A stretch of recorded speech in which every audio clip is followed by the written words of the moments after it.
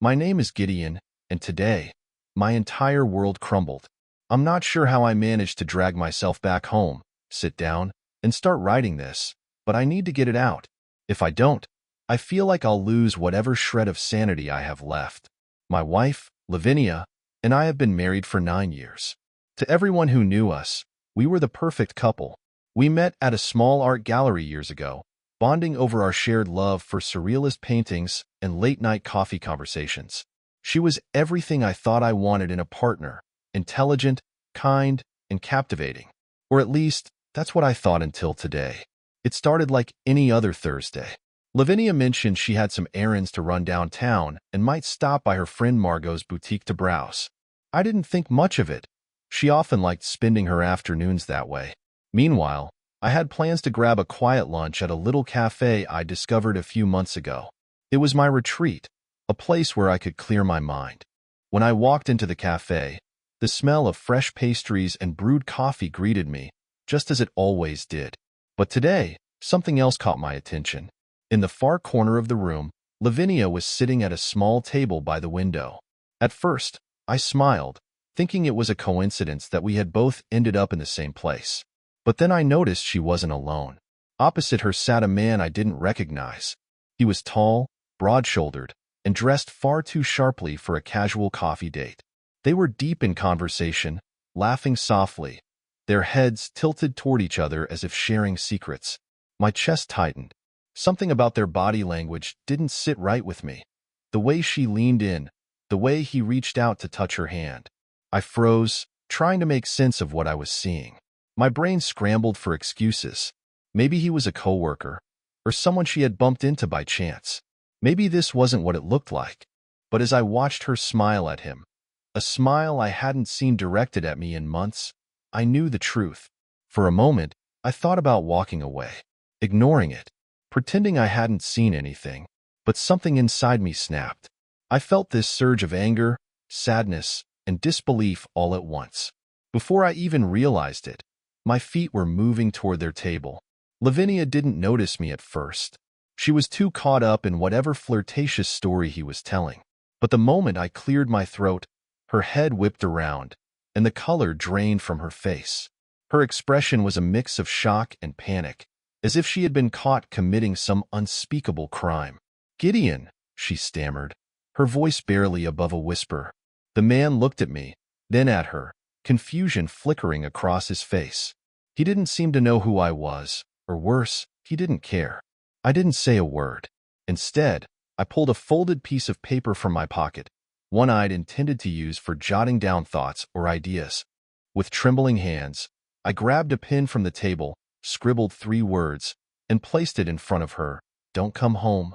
For a second, no one moved. The entire cafe seemed to fall silent, the only sound the faint hum of the espresso machine in the background. Lavinia's eyes widened as she read the note, her lips parting as if to protest. But I didn't wait for her excuses. Without another glance, I turned on my heel and walked out, leaving her and her mystery man behind. I made it back to my car before the full weight of what I just witnessed hit me. My hands gripped the steering wheel so tightly that my knuckles turned white. I felt like I couldn't breathe, like the walls of my chest were caving in. The memories of our life together, the laughter, the shared dreams, the promises we'd made, flashed through my mind like a cruel montage. And now, all of it felt like a lie. I sat there for what felt like hours, replaying the scene over and over in my head. Who was that man? How long had this been going on? And most importantly, what the hell was I supposed to do now? As I finally pulled out of the parking lot, one thing became clear. This was only the beginning. Whatever Lavinia did next, I had a feeling it wasn't going to be pretty. Driving away from that cafe felt surreal, like I had stepped into someone else's life. The image of Lavinia, the logical part of me said I needed answers, but the emotional part wasn't sure I could handle the truth. My phone buzzed on the table, snapping me out of my thoughts. It was Lavinia. Her name flashing on the screen made my stomach churn. For a moment, I considered ignoring it, letting her stew in her guilt. But curiosity got the better of me, and I picked up. "Gideon," she started, her voice shaky. "Can we talk? Please." "Talk?" I said, my tone icy. About what, Lavinia? About how you've been sneaking around behind my back. About how you've turned our marriage into some twisted game. There was a pause. I could hear her breathing on the other end, as if she was struggling to find the right words. It's not what it looks like, she finally said, her voice barely audible. I laughed bitterly. Oh, really? Because it looked a hell of a lot like you were on a date with some guy. Should I believe my lying eyes? Or do you have another story lined up for me? Gideon, please, she pleaded. It's complicated. Complicated? I repeated, my voice rising. No, Lavinia, it's not complicated. You either respect your vows, or you don't. And from where I was standing, it's pretty damn clear which side you've chosen.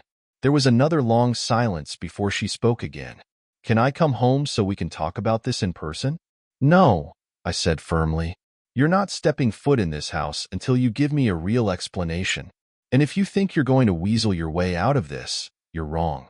Don't come home, Lavinia. I mean it. After I hung up, I felt a strange mix of satisfaction and emptiness. Part of me was glad I stood my ground, but another part of me couldn't shake the gnawing pain in my chest. This was the woman I had loved, trusted, and built my life with. And now, she was a stranger. As the hours passed, I couldn't sit still. I paced the house, replaying our conversation in my head. Something about her tone didn't sit right with me. She wasn't just defensive. She was nervous, almost scared. What was she hiding? Fueled by a mix of anger and curiosity, I decided to take matters into my own hands. If she wasn't going to tell me the truth, I was going to find it myself. I grabbed her laptop from the desk in the study. It wasn't something I had ever done before.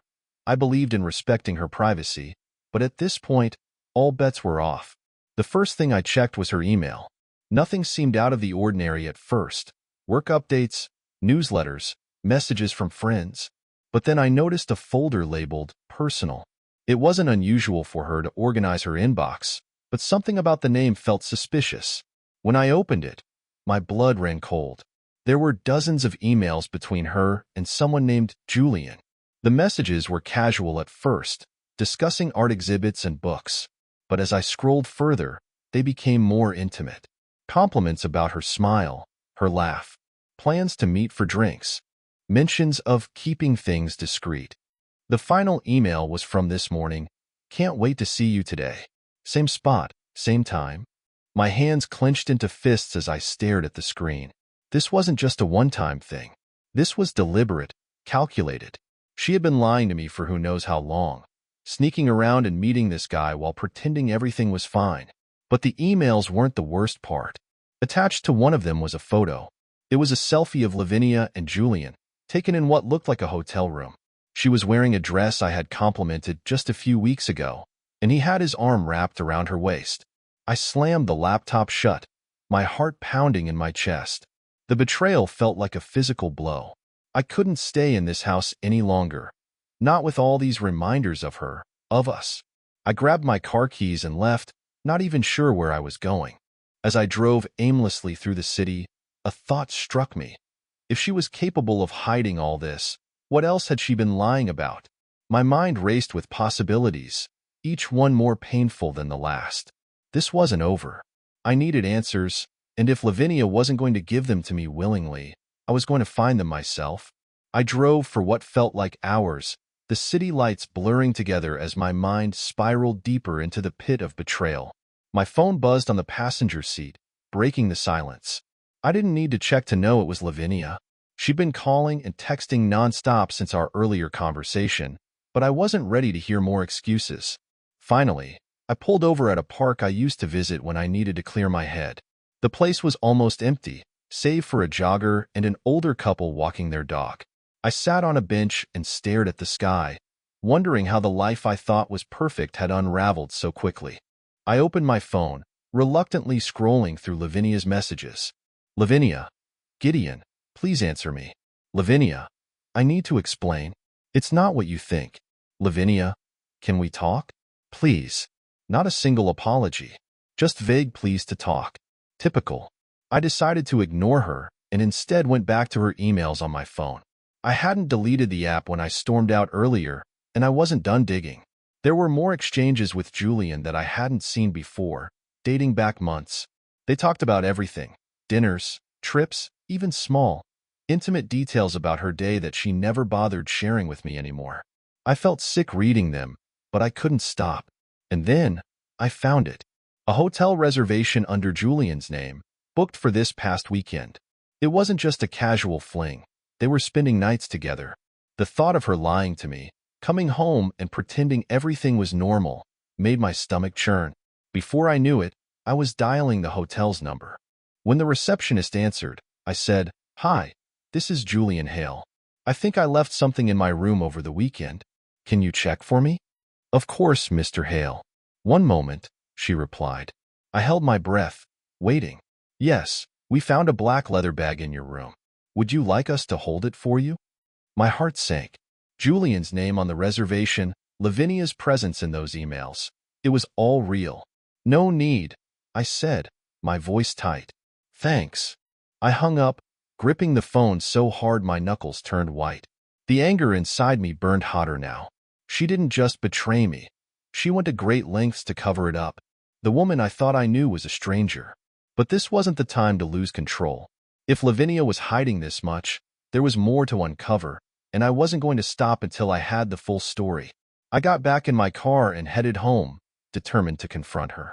My hands were steady now, my mind laser-focused. I wasn't going to let her manipulate me with half-truths or excuses. This time, I would demand the answers I deserved. When I got back home, the house felt colder than ever. The walls, once filled with laughter and memories, now seemed to mock me.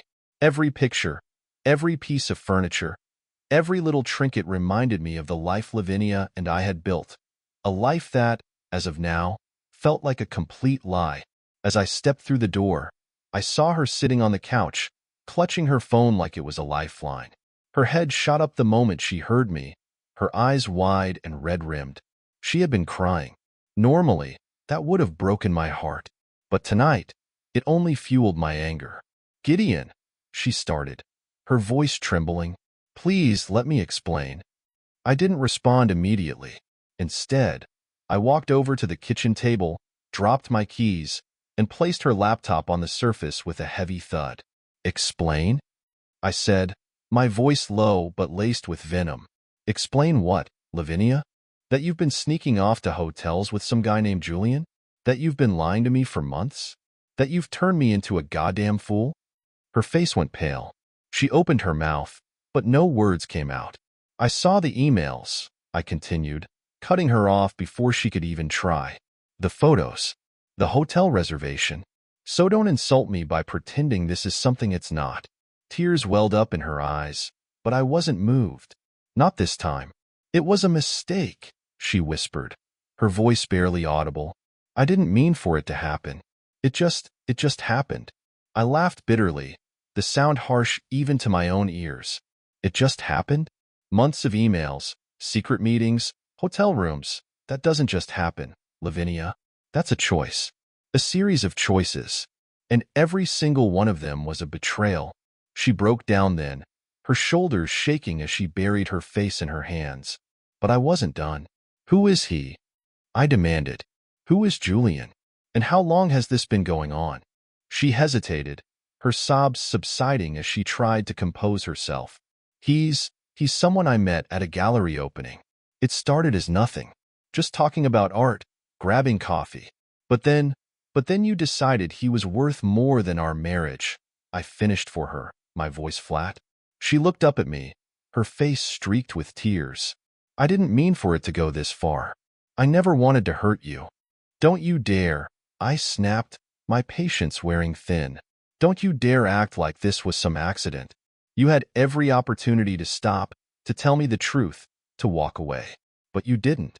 You lied. You cheated. And now you're trying to play the victim?" The room fell silent except for the sound of her uneven breathing. I could see the gears turning in her head, trying to find some way to salvage this, to justify her actions. But there was no justification, no excuse. "Do you love him?" I asked, the question hanging in the air like a loaded gun. Her eyes widened, and for a moment, I thought she might deny it. But then she looked away, unable to meet my gaze. "I don't know," she admitted, her voice breaking. That was all I needed to hear. I stood up, the weight of her betrayal pressing down on me like a physical force. "Pack your things," I said, my tone cold and final. "Gideon, wait," she started, but I cut her off. "No, I'm done waiting. I'm done giving you the benefit of the doubt. You made your choices, Lavinia. Now you have to live with them."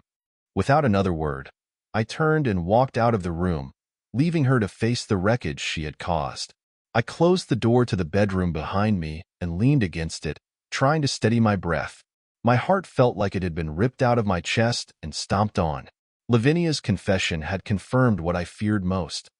The woman I had loved, trusted, and built my life with had betrayed me in ways I couldn't have imagined. But something about her reaction didn't sit right with me. The tears, the hesitation. It felt like she was holding something back. There was more to this story, and I wasn't going to stop until I uncovered every lie she had buried. I sat down on the edge of the bed, staring at the laptop on the nightstand. The emails I'd already read were damning enough, but I had a sinking feeling that they were just the tip of the iceberg. Opening the laptop again, I dug deeper. I went through her browsing history, her social media messages, even her bank statements. At first, it seemed like the same story. Reservations, messages from Julian, subtle hints of their affair. But then I stumbled across something that made my blood run cold. A series of payments to a name I didn't recognize. The transactions weren't huge, but they were frequent, and the name attached to them was Esther Hale. Julian's last name. Why was she sending money to someone with his last name? My mind raced with possibilities. Was it a family member? Someone helping them cover their tracks? The thought made my skin crawl. I copied the name into a search engine, and within minutes, I found her. Esther Hale, an interior decorator based in the same city. But what struck me most wasn't her profession. It was her photo. She looked just like Julian. The same piercing blue eyes, the same sharp cheekbones. She was his sister. It was clear now. Lavinia wasn't just sneaking around behind my back. She was financially involved with Julian's family. What the hell were they planning? I grabbed my phone and dialed Lavinia's number. She answered on the first ring. "Gideon, who is Esther Hale?" I interrupted, my voice sharp. There was a long pause on the other end. "What are you talking about?" "Don't play dumb, Lavinia," I snapped. "I found the payments. Why are you sending money to Julian's sister?" Her breath hitched, and I could almost hear the wheels turning in her head as she tried to come up with an explanation. She helped me redecorate the house," she said finally. "Those payments were for her services." I laughed bitterly. "Redecorate? Really? That's the best you can come up with? Because the last time I checked, we didn't hire anyone to redecorate." "I'm telling you the truth," she insisted, her voice rising. "I just didn't think it was worth mentioning. It was supposed to be a surprise." "A surprise?" I repeated, my voice dripping with sarcasm. "Lavinia, you've been funneling money to your lover's sister, sneaking around with him behind my back, and you expect me to believe this was all some innocent misunderstanding?" Her silence was all the confirmation I needed. "You're lying," I said, my voice cold. "You've been lying this whole time, and now I'm going to find out exactly what you've been hiding." I hung up before she could respond, my hands shaking with anger. Lavinia had underestimated me. She thought I'd just roll over and accept her half-truths and excuses. But she was wrong. I grabbed my jacket and headed out the door, my mind racing. If she wasn't going to give me the answers I needed, I'd get them myself, and I knew exactly where to start. The night air was cold as I drove across the city, but the chill did nothing to calm the fire burning inside me. Lavinia's lies were piling up, and with each new revelation, I felt further from the woman I thought I knew. If she wouldn't give me the truth, I'd get it from someone who had no reason to protect her. My destination was clear. Esther Hale. The payments Lavinia made to her weren't for decorating, no matter how hard she tried to spin that story. This was deeper, and I was determined to find out how far it went. Her office wasn't far, a sleek little space in an upscale part of town. I parked down the street and walked the rest of the way, taking a moment to collect myself before stepping inside. The receptionist greeted me with a practiced smile, but it faltered when she saw the tension on my face. "I'm looking for Esther Hale," I said, keeping my tone even. "Do you have an appointment?" she asked, glancing nervously at her computer screen. "No," I replied bluntly, "but it's urgent." Before she could respond, a woman's voice called out from the hallway behind her. "It's fine, Cheryl. I'll handle this." I turned to see Esther herself. She looked just like her photo, polished and professional, but there was an edge to her gaze that put me on guard. "How can I help you?" she asked, her voice smooth but guarded.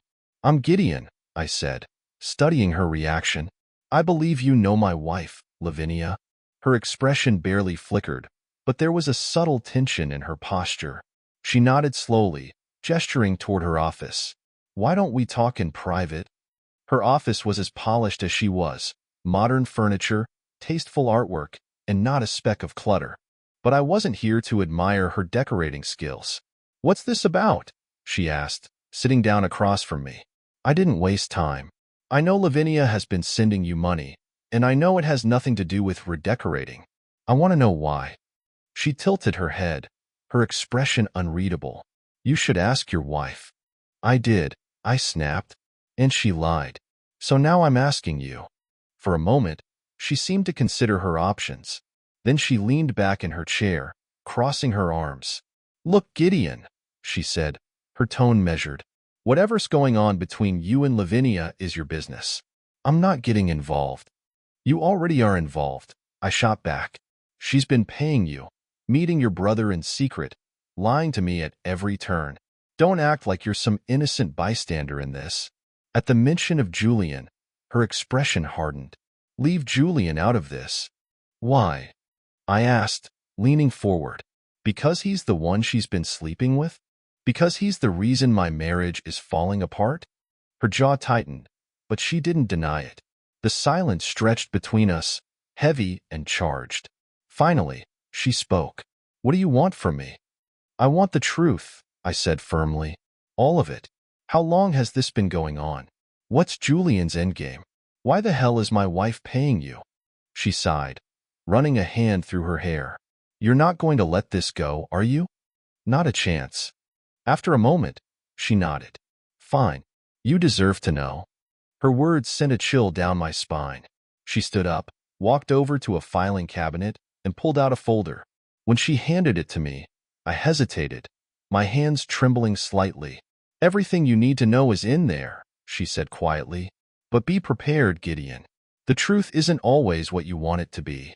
I opened the folder, my eyes scanning the contents. What I saw made my stomach drop.